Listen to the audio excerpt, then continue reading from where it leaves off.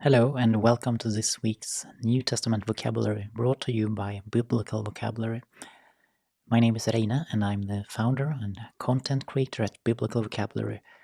In this video, I'm going to give you 5 words from the Greek New Testament. First, I should mention that if you are looking for high-quality Greek grammar exposition, there are better options out there than what I will give you here. Same with pronunciation. Here you will get poor pronunciation. However, if you are interested in learning the vocabulary of the Greek New Testament and you want a simple gloss, an example, and some data and statistics, this might be something for you. The verb diaporevomai means I go through, pass through. You find it 5 times in the New Testament, once in Romans, once in Acts, and 3 times in Luke's Gospel.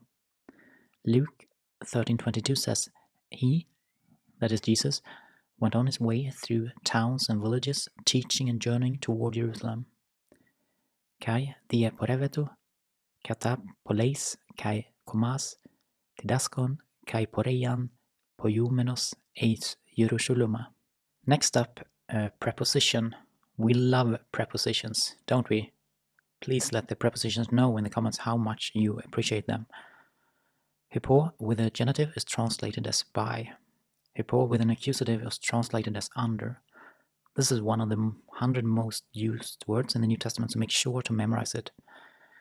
The top 3 writings when it comes to frequency are number 3, Matthew 28 times, number 2, Luke 30 times, and the winner is, although it's not a competition, Acts, where you will find this word 1.5 times in each chapter.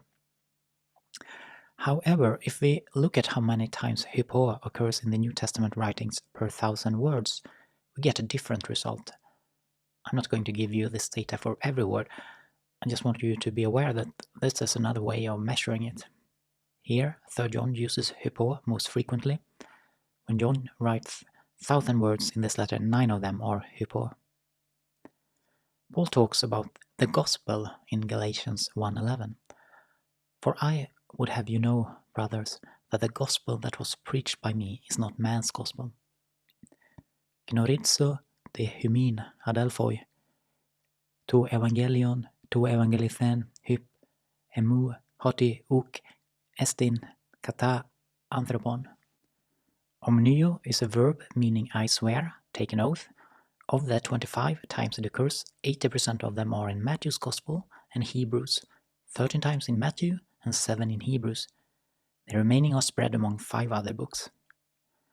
In the Sermon on the Mount, Jesus says, But I say to you, do not take an oath at all, either by heaven, for it is the throne of God.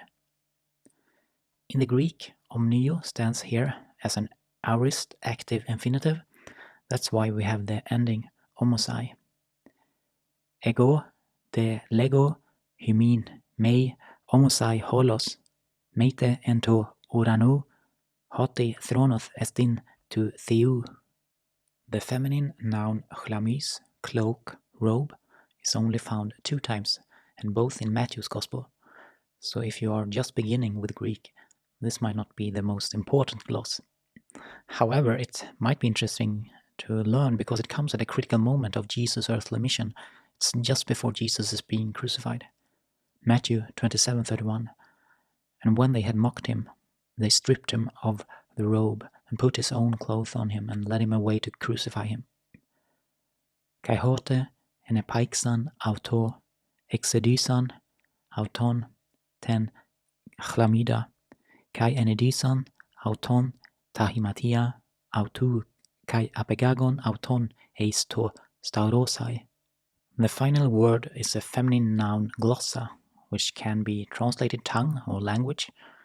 Of the 50 occurrences, more than 40% comes from 1 Corinthians 21 times. Number 2 is Revelation 8 times and 6 times in Acts. Paul, when giving direction to the church in Corinth, says in 1 Corinthians 14:39, So, my brothers, earnestly desire to prophesy, and do not forbid speaking in tongues. Hoste adelphoi mu, selute to prophetevein, kai to lalein mei koluete glossais.